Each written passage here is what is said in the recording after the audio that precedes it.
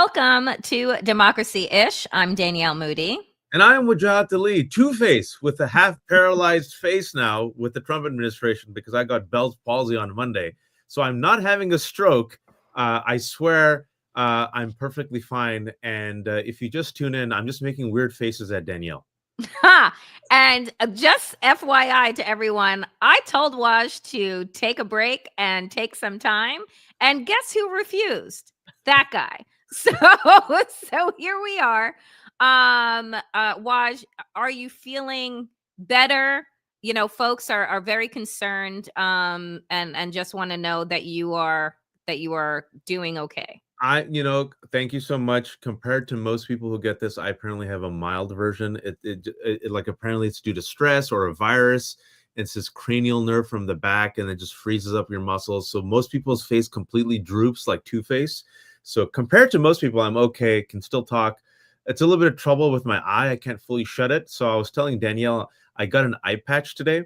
And I said to her, Danielle, should I wear the eye patch to make it less distracting? And she's like, less distracting? So this is what you get. Hopefully it takes, they say 2 weeks, a week, sometimes a month. Hopefully by next week it'll be better. I hope. Yes. And maybe if he were to take a break from being on air, and that would also speed up his recovery. But Waj, as always, it is great to see you. So happy everyone is here for Democracy-ish. Let's get started with the breaking news. Thank you, Susan, for putting in the chat that Matt Gaetz, who we all know yesterday withdrew from being considered as the U.S. Attorney General in Trump's second regime. Now, news has broke that he will not be seated in the 119th Congress. Oh, no. So here, good news, right? Like we take a little bit of good news as it is. Matt Gaetz is a terrible person, right? But the Republican Party is filled with terrible people. It's not as if he's in a flippable seat in Pensacola, Florida, which is like ruby blood red down there. And they have no problem with the fact that he has been under investigation for sex with underage girls and possible sex trafficking and the whole nine. But Waj, what do you make of this? We already know that Donald Trump has already announced who his second pick is, but how did this news sit with you? So we need every ray of optimism these days, especially for the next 4 years. And let me put it this way. Yes, we're not fools. We have eyes wide open. With me, 1.5 eye. Danielle, both her eyes open. We know. Come on, I have to have fun with you it. Almost made me spit the coffee and ruin my computer. We have to have some fun with this, or else my paralyzed face needs to have some jokes, or else what's the point, Danielle? We have to milk it for all it's worth. But we know they're terrible. Pam Bondi's terrible. His new pick, completely corrupt. Dropped the investigation into Trump University after Trump paid her campaign 10 years ago, right? Super corrupt, loyalist, quid pro quo. We know all that. But Matt Gaetz is a special type of like scum. It's like if you're in the Mos Eisley cantina in Star Wars, he's like the most scummy person in that Mos Eisley cantina, right? This is a person who apparently withdrew because of new investigation that came out yesterday that there's another girl, not just one girl, another minor girl who's about to come out. And he realizes if he takes the seat in Congress, that report is going to leak, and it's going to be utterly damning for him and Donald Trump. And apparently Donald Trump told him he doesn't have the votes, which meant there were about 5 Republican senators, Collins, Murkowski, and a few others who said, we're not going to vote for him. The reason why I think that's a ray of optimism is that you and me are under the impression that within 4 years, the entire GOP is going to bend both knees to Trump. But even a Matt Gaetz is too far, which just goes to show us, even though everything goes that a criminal convict and a rapist like Donald Trump can become president, there are still some standards left, Danielle, where Republicans are like, no. So here's my thought about this, and I said it yesterday on the Danielle Moodie show, which is that I actually don't think that it was the sex with minors and the illicit, drug sex fueled parties. Mm, That is the reason that these handful of Republicans said no. Matt Gaetz is wildly unlikable, that too. has so many enemies. Yep. People just don't like him. And so to look at his potential alleged sex crimes, right? And think that, oh, this was the bridge too far, but they were fine with the pussy grabbing and, the misogyny and the adjudicated rapist and all of these things. But this one is the one that they're not going to get behind. I think that they just don't like him. And we're just like, no, we're not going to do it. So I took a much more charitable approach, but I think, unfortunately, and I say unfortunately for the sake of our country, you're correct, because what you just said reminded me that Pete Hegseth, who is the Fox host, Secretary of Defense pick, that police report came out. It's damning. Like, this girl who's inebriated. 22 pages. Yeah, I mean, she kept. He wasn't charged. We need to say that wasn't charged for a lawsuit. Allegation, but she said no repeatedly. She goes, "What I remember saying was no," and he paid her off because he realized if this report came out, he would have lost his job. And yesterday and today, when Republicans were being grilled, they're like, "It's a nothing burger." So I think it's a combination of Matt Gaetz it's probably much more egregious. Number one, a minor. Number two, and he is hated. Yeah. I mean, if he wasn't as hated, they'd probably be like, eh. But that's my point, is that I think that personality plays a huge part in this. And yes, to the folks that are saying in the chat, with regard to Hegseth, that the young woman is saying that they were drugged. Yeah. Yes, all of that is inside of the police report. He was not charged. Nope. But it is the thread that runs through a majority of Donald Trump's appointees and also his affiliates in his circle. Violence against women, sexual assault, predatory behavior. This is par for the course. This is what they believe, right? Is what masculinity looks like, right? Is taking a woman, having your way, doing what you want, and disposing of her. That's what they're all about. And then the women, right, that are in these circles, do their best handmaid's work to either cover up for these men, ignore what it is that they see. And so they are actually no better, right? So if you are committing the crime and you're covering up the crime, those two things are the same to me and make you disgusting. And there's two examples of that. His Secretary of Education pick, Linda McMahon, is the wife of Vince McMahon, and right. Both of them are also accused of covering up sexual abuse during their time at WWE. And then there's Nancy Mace, Representative Nancy Mace, who is actually a rape survivor, who in the past 2 weeks, ever since the election, has tweeted or posted more than 350 times about transgender folks, because that's why people sent her to office, who says, Danielle, who calls herself a feminist, a protector of young women. Danielle, she has very little to say about Matt Gaetz. She has very little to say about the two women, minors, allegedly, that he sex trafficked. She has very little to say about Pete Hegseth and his sexual abuse allegations. She has very little to say about Donald Trump and his numerous sexual allegations. But Danielle, she has a lot to say about Sarah McBride and trans women. Yeah. And here's what, here's what I will say. I posted this right here. This is from an interview that was done with Natalie Johnson, who is Nancy Mace's former communications director. Oh, and she posted on X and said this, quote, "If you think this bill, the one that Nancy Mace has introduced, is about protecting women and not simply a ploy to get on Fox News, you've been fooled." In another post, she said, quote, "Protecting women in Congress would be introducing a bill to bar Matt Gaetz, a sexual predator with an affinity for underage girls, from ever walking those halls again, rather than dropping a messaging bill that sole goal is getting on TV."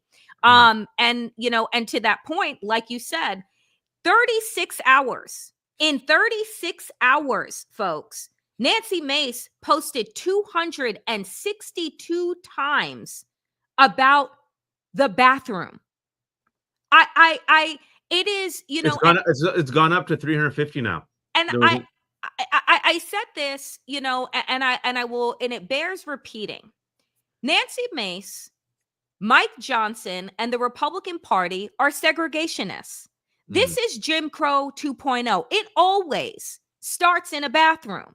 So if you were to remove the word transgender and put in Black, put in Muslim, put in Jewish, put in immigrant, it is the same tactic that has been used for generations with a different target. That is what this is. And so we don't have to try and find ways to look for euphemisms to call a spade a spade. Nancy Mace is a segregationist. Mike Johnson is a segregationist. The Republican Party is the segregationist party. Full stop.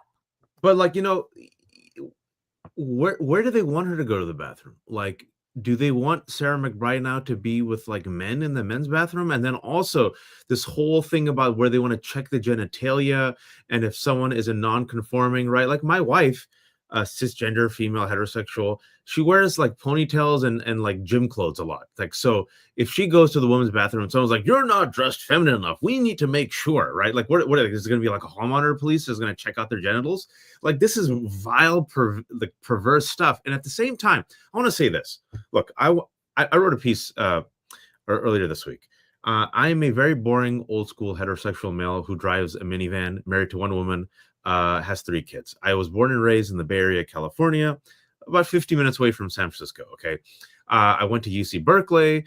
At UC Berkeley, back in the day, like there used to be this huge Castro Street Halloween parade that was like really fun. So we used to go when we were in college. Just take over all of San Francisco. Like visitors came, straight people came, like whatever. You see everything there, right? But nothing bad.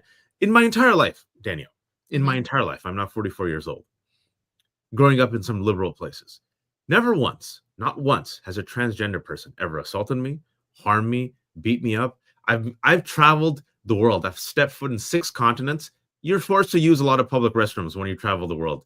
Never once, Danielle, has a transgender person popped out of the stall and said, boo. I'm like, ah! Like, they've never done anything to me. They're less than 1% of the population.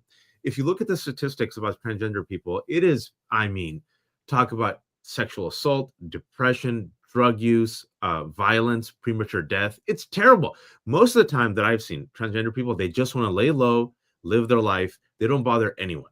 And what the Republican Party does, what it always does, Danielle, every election cycle, and we keep falling for it, is they pick a new boogie person, right? Yep. Muslims, caravan, gay marriage, 2004.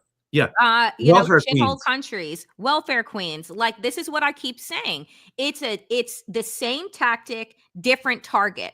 And if we're not going to take the time to actually call it out and say what it is, right? Because language is important, right? To call this what it is, then we spend time spinning, and allowing them to own the narrative. I want to take a listen, if we can, to AOC. AJ, yes. And what Speaker Johnson are doing are endangering all women and girls.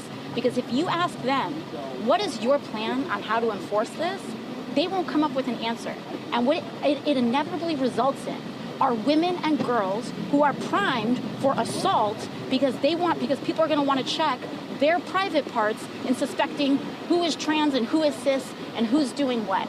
And so the idea that Nancy Mace wants little girls and women to drop trow in front of who? An investigator? Who would that be? In order, because she wants to suspect and point fingers at who she thinks is trans, is disgusting.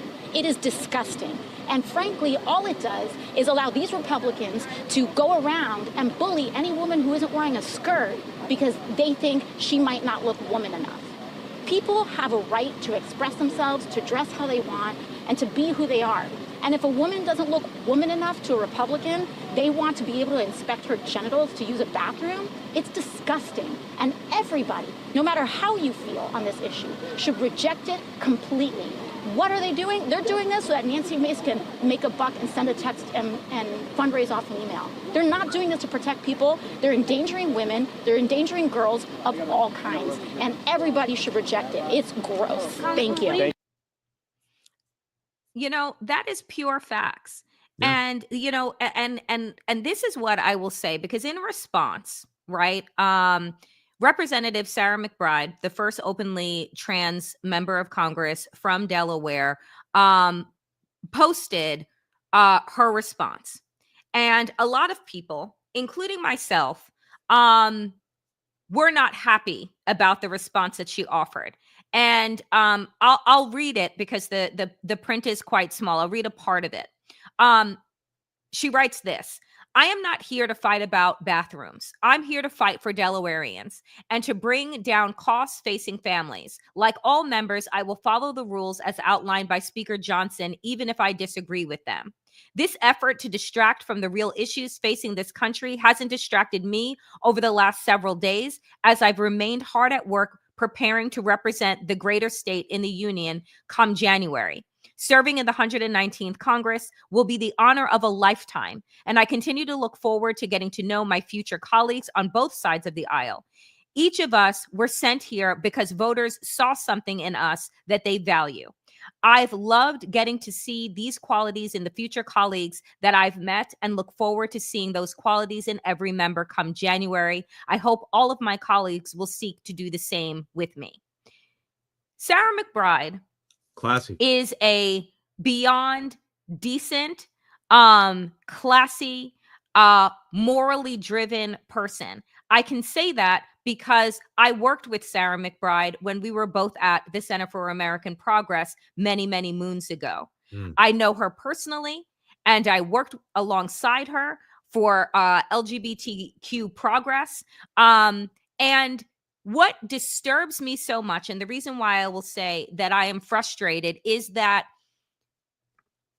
rules that are put in place to subjugate, to discriminate against people are nothing more than about power. We have to remember that colonization was legal, slavery was legal, apartheid was legal, the Holocaust was legal, right? This is not a matter of following rules. It's a matter of what the Republican Party is trying to turn this country into, and they are choosing the most vulnerable in our society in order to do it. That's right. So today, it is transgender people. Tomorrow, it will be back to being immigrants. The next day, Muslims, and then back again to being Black people, and so on and so forth, because the idea is to divide so that they can continue to conquer. That's the goal. And that has always been the goal. And the question then becomes, how do you respond? And this is where, if I can, I want to take a minute to talk about what I feel is the failure of the Democratic leadership right now, and where there's some hope. You know, we're old enough to remember, Danielle, in 2004, it wasn't trans, it was gay marriage. And basically what George W. Bush, for those of you who don't remember, those who might be too young, said was basically this: two dudes kissing, getting married. Ew. Do you want like marriage to like be two dudes and two girls? America's not ready for it. And that's what they ran on. That was the cultural issue that they ran on, was the liberals want the gays and the women to get married, and will destroy the institution of marriage. Now, 2008, Democrats ran away from it, right? Obama said, I believe a marriage between a man and a woman. Biden on that was actually a little bit further ahead. And then finally come 2012, 8 years later, the majority caught up, right? And then Democrats switched their tune. What we're witnessing right now, I want to read this to you. This came out today. The conservative American Principles think tank distributed YouGov pollings to Republicans showing majority support in swing states for gender bathroom restrictions, meaning in the swing states, majority people support Nancy Mace's discriminatory bathroom restrictions. And what they say is, quote, there's no question that public polling favors Congresswoman Mace and her resolution to ban men from women's private spaces. In Arizona, Georgia, Michigan, Nevada, North Carolina, Pennsylvania, Wisconsin, it's like plus 16 to plus 24. Now, some Democrats have been saying today, I'm sure you've seen, that, hey, man, look at the polling on this. This is a loser. Identity politics, even though Kamala Harris never, ever ran on that. Throw trans under the bus. Run to the center. We have to win elections.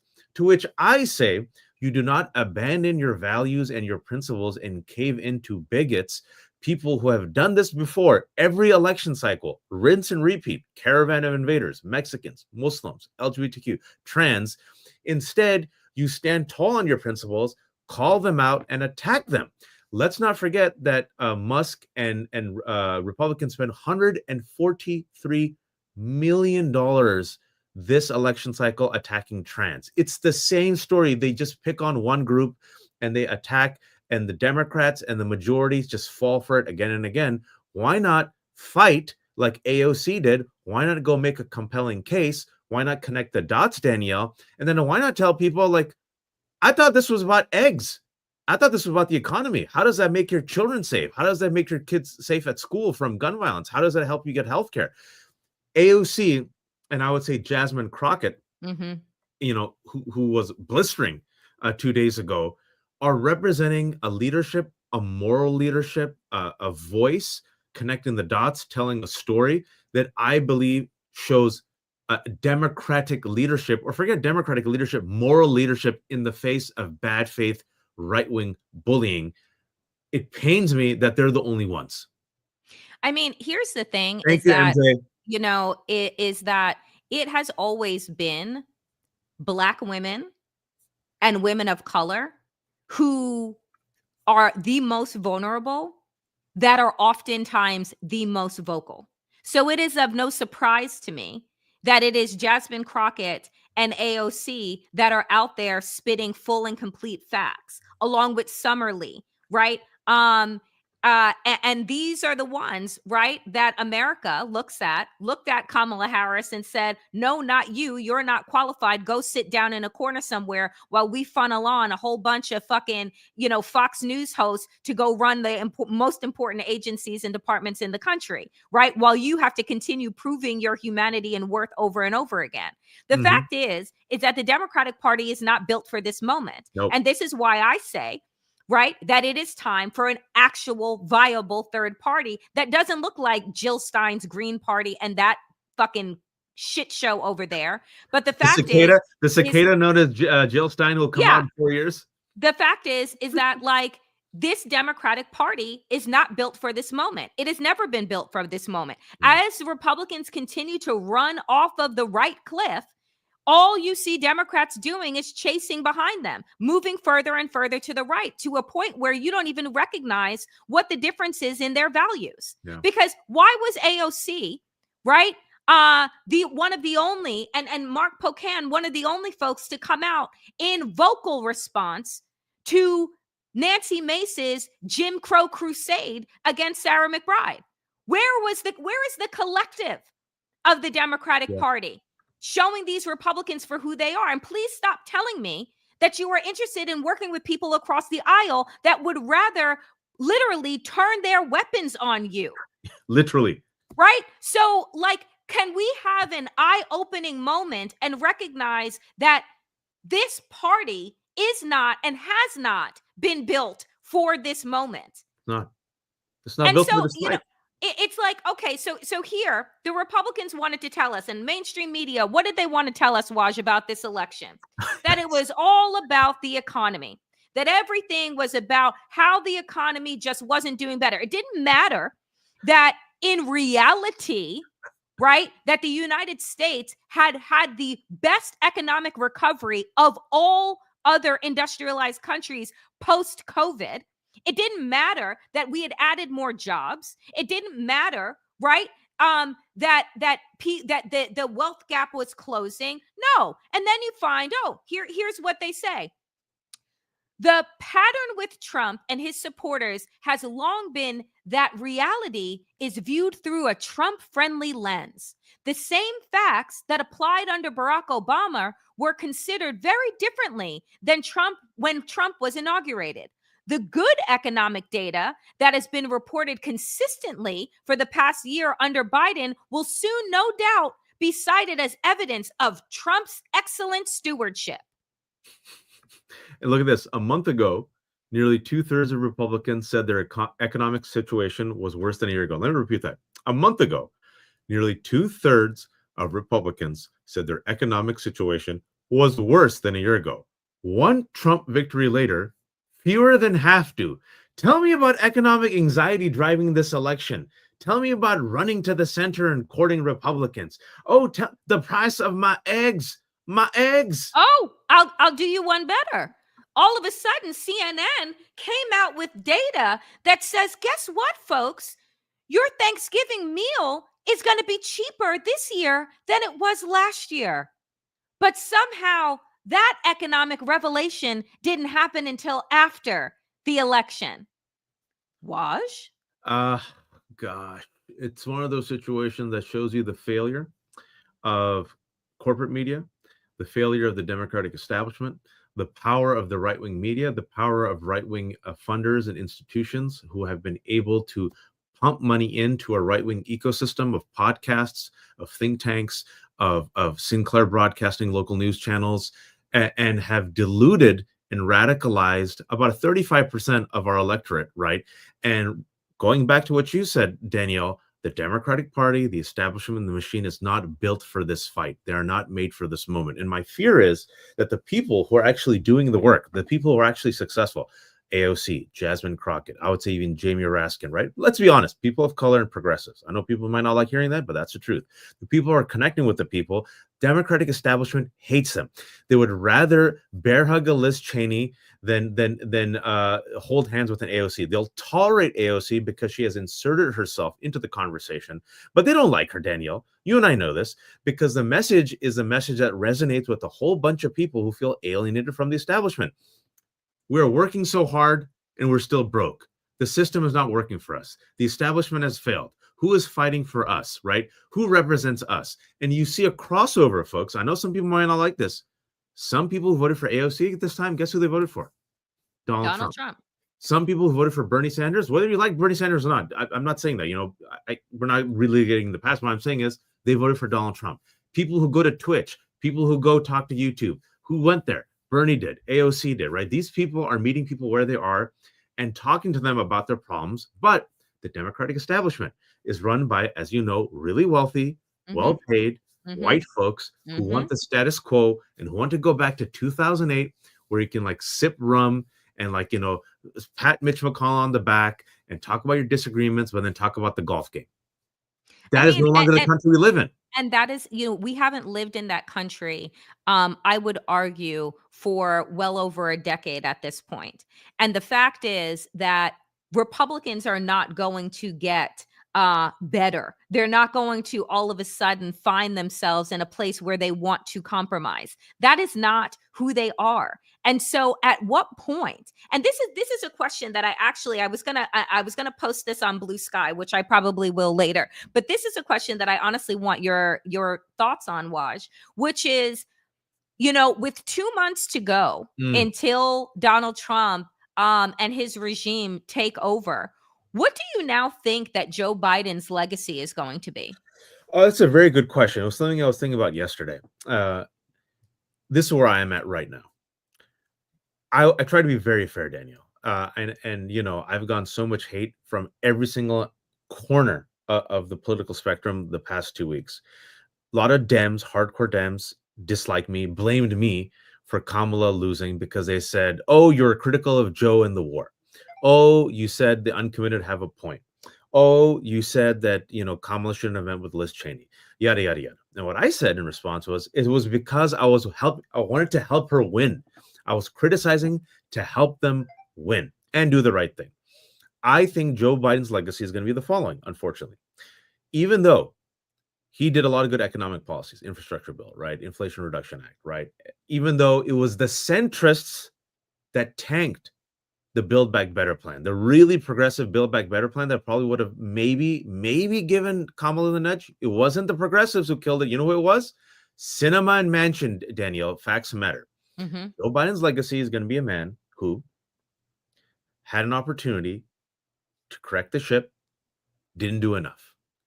Unfortunately, his legacy is going to be as the man who wasn't built for the moment. Unfortunately, his legacy is going to be the man who couldn't stop Trump from coming back and destroying the country. And furthermore, people might not like hearing this, but we live in a world. His legacy will be a man who enabled the genocide in Gaza. And for what? For a Netanyahu and an Israeli government that mocks him, ridicules him, and humiliates him. And even now, as of yesterday, he could have, this week, America could pick up the phone, just like Ronald Reagan said, and said, enough. There's literally no reason for Netanyahu to keep doing this, but Biden is so ideologically committed to it, Danielle. He has a blind spot, and the blind spot is a moral failure that has led to basically the destruction of Palestinian people, Danielle, let's be honest. Mm-hmm. And also, one of his big failures is going to be Merrick mother effing Garland. Mm-hmm. Because when you had the power and you had the opportunity, and when you had the mandate to hold these people responsible, to play hardball, to protect our country, you chose civility. Meanwhile, he's going to be compared to other countries that went through the similar things and said, yeah, we're not going to F ourselves up like America. We're going to learn from your failures and your timidity. Example, Bolsonaro of Brazil. There, Bolsonaro, look at what's happening in Brazil. Look at this. Look at this. Bolsonaro was a Trumper, was a MAGA guy who followed the same playbook, folks. Election fraud, tried to incite a violent insurrection. Brazil, the challenger barely won, and with the mandate of the minimum victory, guess what? Their AG and their law enforcement cracked down, and he has been indicted over alleged knowledge of a coup plot to kill his successor and overturn the election results. What happened in the United States of America? That dude got elected president again, Daniel. I mean, what the world is showing, because, Bolsonaro is a wonderful example because he was referred to as Trump of the tropics, right? Mm-hmm. And embraced that, and Donald Trump embraced him. And we saw, right, when he told his people to go take your country back and incited an insurrection, those people were arrested on the same day. That's right.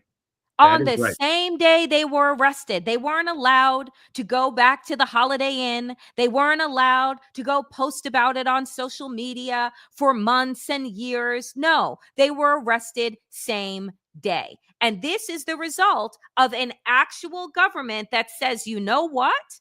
We need to send a message to the rest of the people who may look up to Bolsonaro and say, I am next up to bat. And we need to send a message that says, absolutely friggin' not. Let's take another example. Let's look at what is happening in France with far-right lawmaker Marine Le Pen.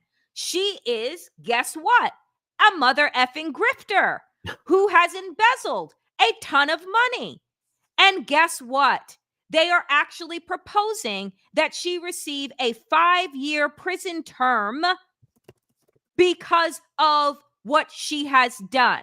And she's also the leader of the National Rally Party that was this close to taking power. And the last second, there was a surge, if you all remember, in the French elections. Young people and women and people of color came out in particular. Now there's like a deadlocked government. But thank God, at the very least, it's deadlocked and they don't have power. And with the fact that there's a deadlock, even though they don't have a mandate, they're like, nah, we're going to make sure we protect our democracy as much as we can, and we're going to flex. Meanwhile, in America, mother effing Merrick Garland. Daniel, what's the excuse? And Merrick Garland's like, well, I hope, you all take your oath seriously, and I hope, you're civil, and I hope, that there's a rule of law. And Jon Stewart, on Monday, I don't know if you saw this, he did a really good monologue, like a very good, great old school Daily Show monologue, where he's begging the Democrats. Pardon me for saying this. He took a donut and says, you just finger bang the donut. Who cares? That's what Republicans do. The old rules won't work. You can't bring an eraser to a knife fight and expect to win while you're erasing yourselves. And I feel like Democrats are erasing themselves. They're erasing the progressive values. They're freaking out. They don't know their identity. They're trying to chase the center. They're in the data that came out, Danielle, that says from Europe, each time the liberals or the Progressive Party chases the center, guess what happens? They lose. The center shifts to the right. Yep. Which is how we find ourselves where we are. While the Democrats continue their finger pointing and blame game as to why this election was lost, instead of really understanding, which is why AOC asked her people, her constituents, tell me the truth. How did you vote for me, right? And vote for Donald Trump? Like, legit, what are you thinking, right? And waited for the responses.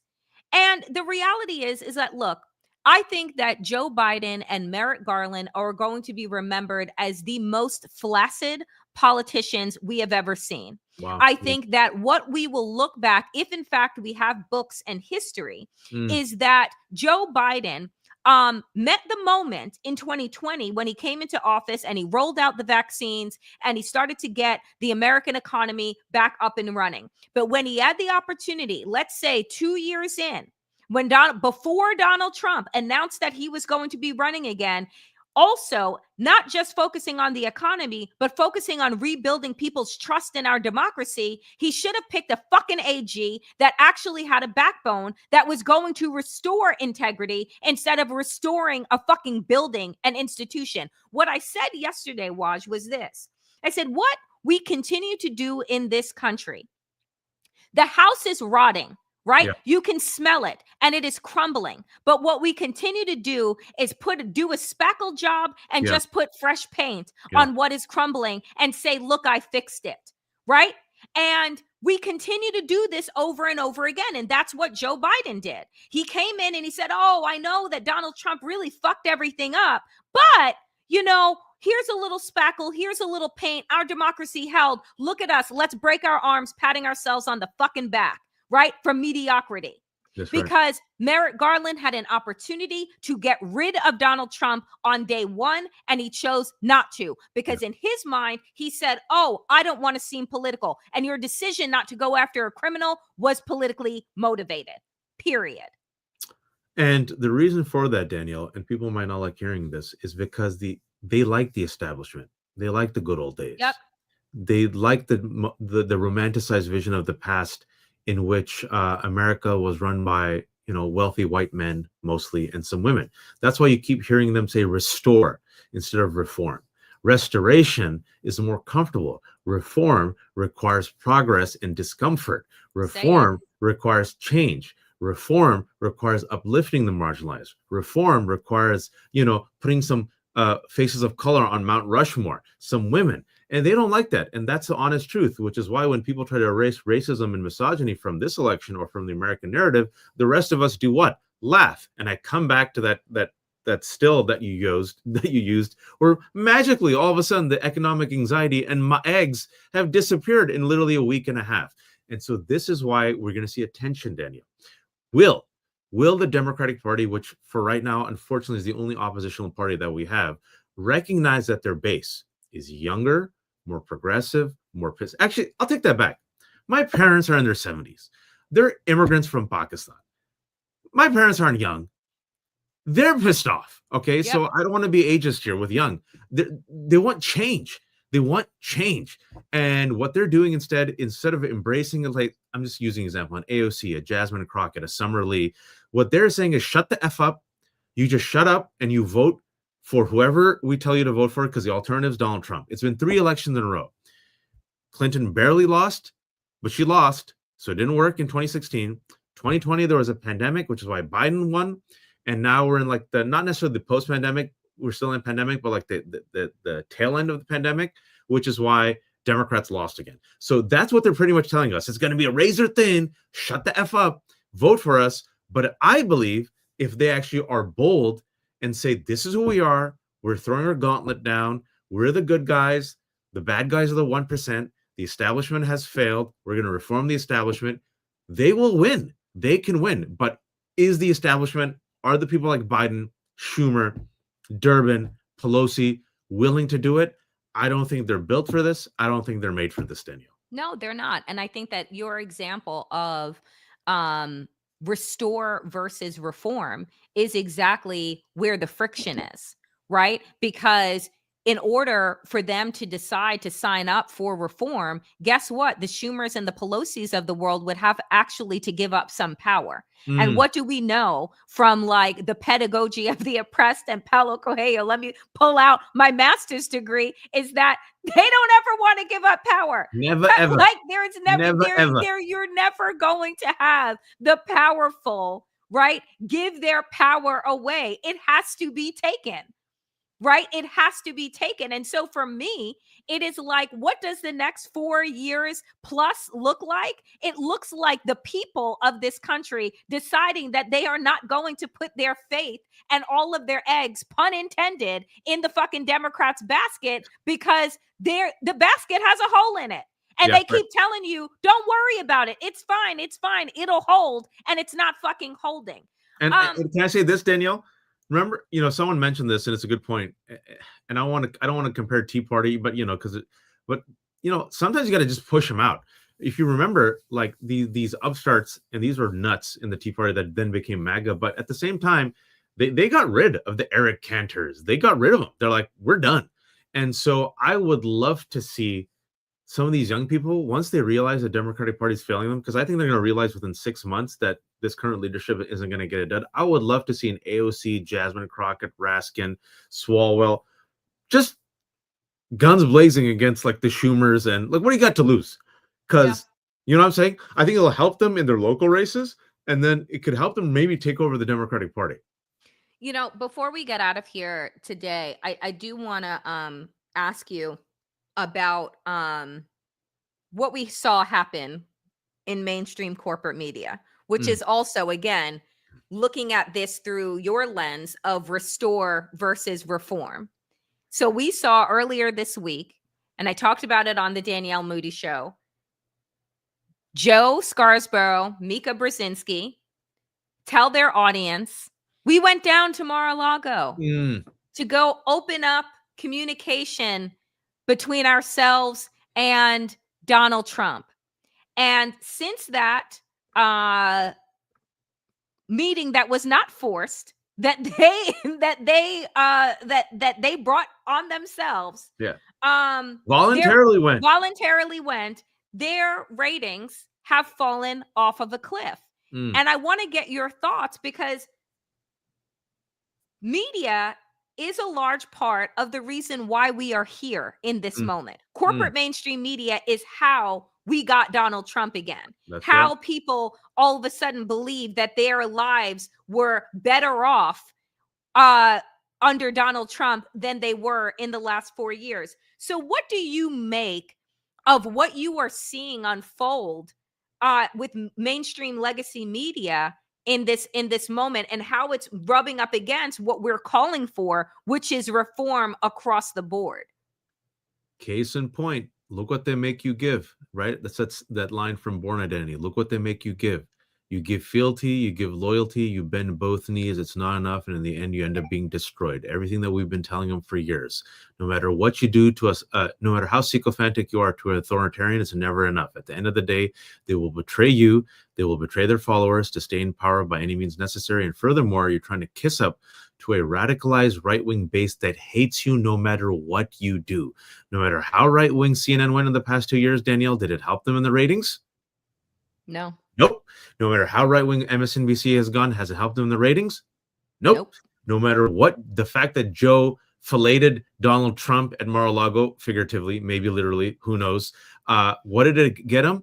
He lost his base. He lost 15% of viewers. People are not going back. Even my parents are done with it. My parents were mostly even done with MSNBC. They're like, I need a fighter. I need someone who's willing to take these people on.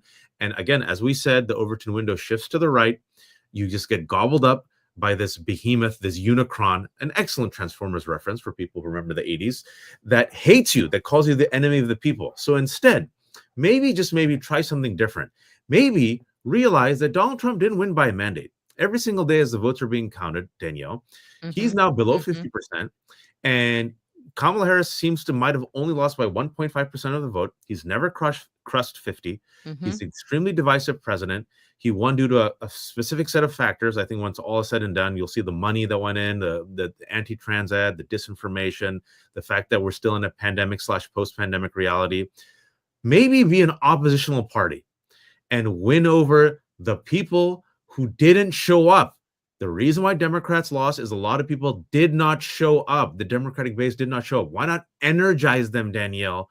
Yep. Win back the majority, run the tables, and then reform the system. That's just... I think that chasing white people to vote for a party that they haven't voted for in 60 years is, more their cup of tea.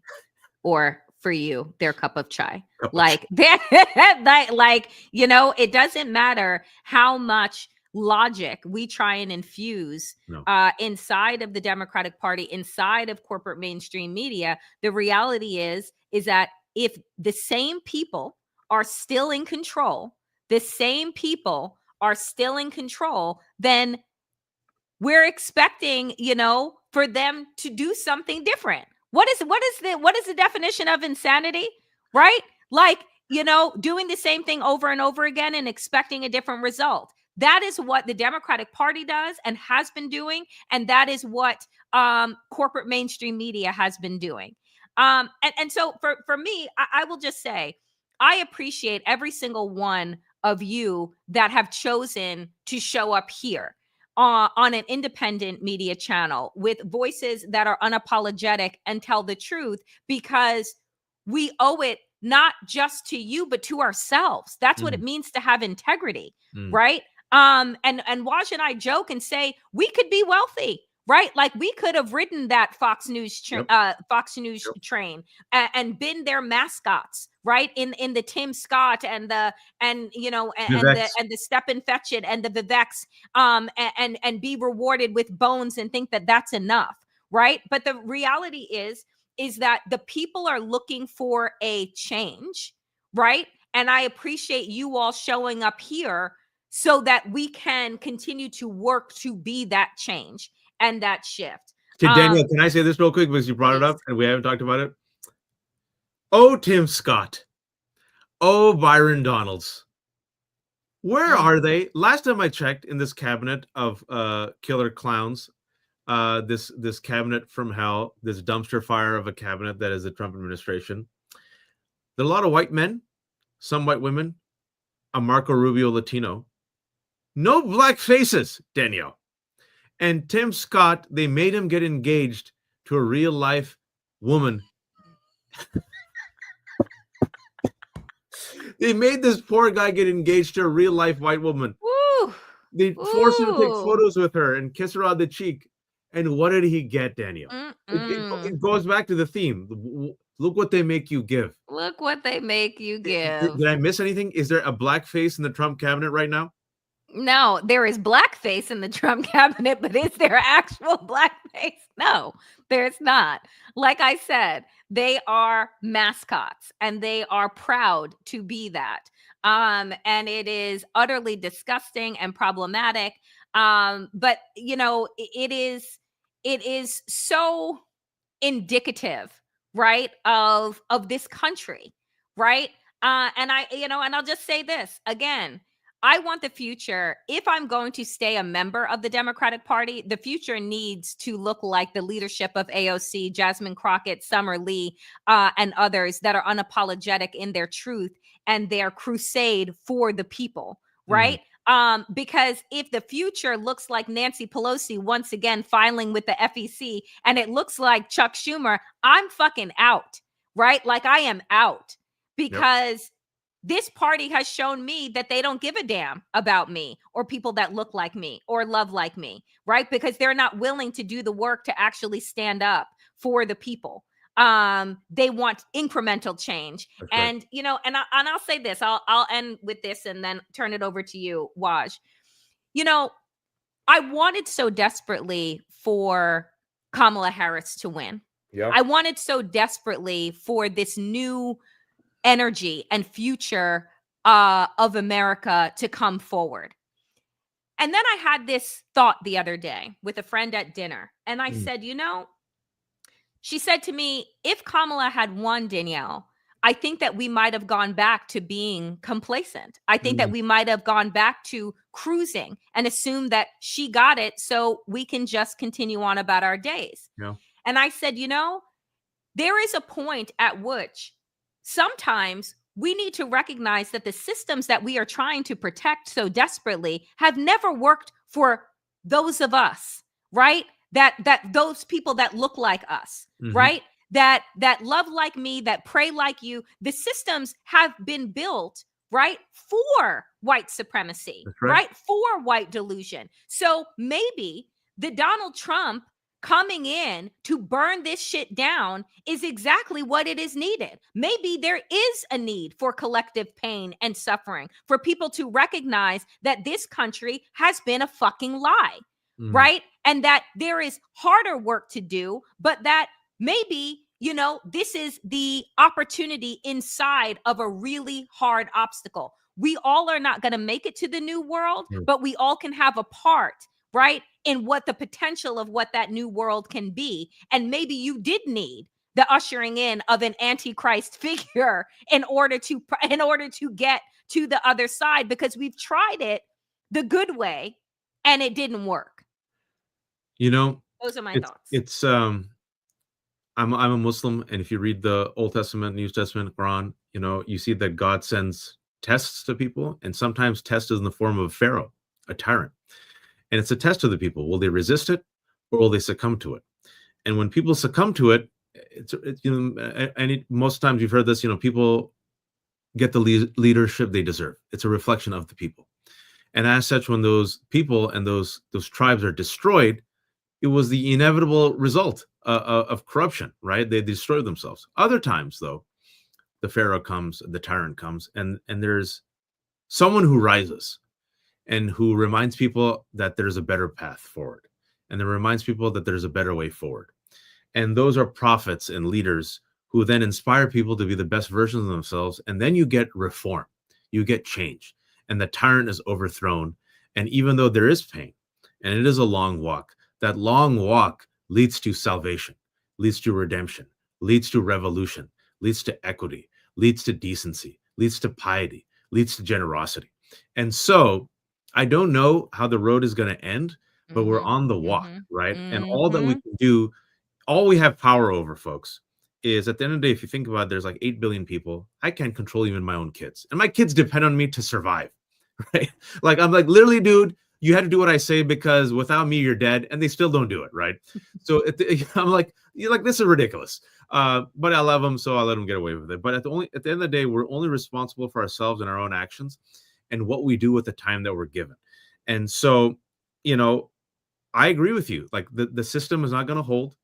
And what we've seen is that we are, for whatever reason, Danielle, fate, Christmas, God, whatever you guys believe in, is that we're living in these times. We're not living in the 50s. We're not living in the 90s. We're living in these times, these troubled times, the most troubling times that we have seen in ages. And maybe we have a responsibility, Danielle. Like, maybe one way to look at it is we're lucky to be able to fight the good fight in this time. You know, we all have limited time. We're all going to die one day. So what do we do with the time that we have? And that's why, you know, Danielle and I are here, even though my face is like gone. Thank you for putting up with me. I'm trying my best. Send me some good vibes. Hopefully by next week it gets better. I finished my drug course, and in a couple of days I'll finish my virus course. But I'm trying my best, and I'm here because I care. Danielle is here because we care. And I'll end on this: is that, you know, we're doing this on Inshallah money. We don't get paid for this. We are independent. There's a reason you no longer see us on MSNBC and CNN, because we say things that piss off people at the top. I was really good on CNN. Danielle's really good on MSNBC, but you know, we don't toe the line. So we do this. We are dependent upon you, your viewership, your help. All those $10, $5, $20 you all give us goes a long way. We're building something up from the grassroots. We decided to go live like 5 or 6 weeks ago. It's gone really well. The way this works is that there are elves in the algorithm and in the computer. They love it when you press like. So if you go right now and press like on this video on YouTube, and if you press subscribe right underneath Danielle's thing, the elves eat that up, and it helps us. And then once this comes out, which it will, like in 2 minutes, once we close it, share it anywhere on Blue Sky. Join us on Blue Sky, by the way. Blue Sky's been awesome. So join us on Blue Sky, Twitter if you want to still stick around, Facebook. Sharing, liking, subscribing goes a long way. Thank you, Josh. We really appreciate it. Thank you, everyone who's given something, and you know, help us build this out, because I believe, Danielle, and is that the old model is going to fail. I think MSNBC is going to go. I think all these establishment corporate media legacy outlets are going to bend the knee. And I believe you and I represent a growing majority of people who have a righteous anger, and we voice that anger, and will never bend the knee. No matter what happens, we will never bend the knee to fascists. So that's what you're going to get from us. Yeah, and I just, again, I'll echo Waj in saying, we thank you. We are incredibly grateful for the donations that come through, and this channel, I've been, started this channel in earnest in September. To be honest, started it for the convention, but didn't really know what I was doing, and you all have helped me this week get to well over 8,000 followers, and you're continuing to show up, and you're continuing to offer your donations, and we greatly appreciate you, and that's why we continue to show up every week here, and we can build something, right? It is slow and steady, but it is people fueled, it is people powered. Yeah. And that to me is what the future will look like. So thank you all so very much. And for those that will watch later, comment, like, share. And I'm so appreciative. We got 17 donations today, Wow. which I think That's is a great. record for us here at Democracy-ish. And I'm just so grateful for each and every single one 18. of you. Oh, 18. Oh, all right, Lisa, you want to come in with the with the last one before we go? So appreciate you so very much. Oh, okay, Sherry. Everybody wants to come in now. I said 19. I feel like an No, auctioneer. I feel like an auctioneer. I If we got 19, let's get 20. Okay, we got 20. Anyone have 20? 20? 22. But seriously, all, thank you so very much. And we're closing out, and you see that we're also going longer because we 20. listened to all of you that you wanted a longer show, and so that is again what we are giving you. So thank you for listening to Democracy-ish. I'm Danielle Moodie, And I'm Wajahat Ali with half a face. and we will be back next week, dear friends, and hopefully Waj's whole face will join us, if in fact we have a country left.